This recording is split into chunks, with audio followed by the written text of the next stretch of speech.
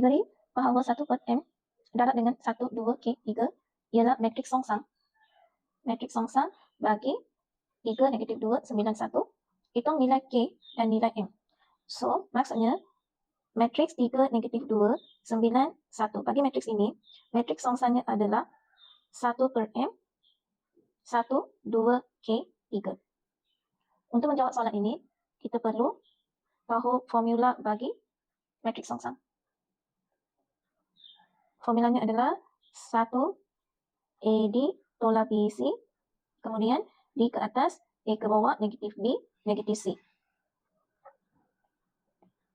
A, B, C, D. Cari matriks songsang bagi matriks yang pertama tu.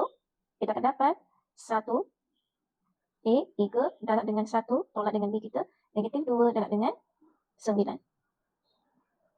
Kemudian kita akan dapat 2, 1 ke atas, 3 ke bawah, negatif, negatif 2 dan negatif 9. Tutup bracket. Selesaikan 1 per 2, 1, 1 negatif 9, 2, 3. Di mana nilai M kita adalah 2, 1 dan nilai K kita adalah negatif 9. M ialah 21, K ialah negatif 9. Soalan 3B. Tulis persamaan linear serentak berikut dalam bentuk persamaan matriks. Persamaan nombor 1, persamaan nombor 2,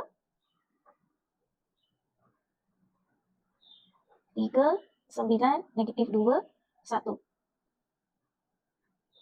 X, Y, 16, 13. Ini merupakan jawapan bagi soalan penulisan persamaan linear serentak dalam bentuk persamaan matriks. Kemudian, kita perlu cari nilai X dengan nilai Y dengan menggunakan kaedah matriks. Untuk yang tu kita perlu letak X dengan Y di depan. Sama dengan guna formula AD tolak BC, matriks yang 1, 3, ni A, B, C, D. 3, 1 tolak dengan negatif 2, 9.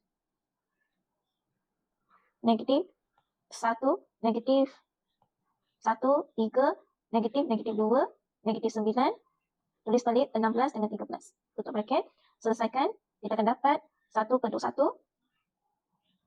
1 darab dengan 16 tambah dengan 2 darab 13.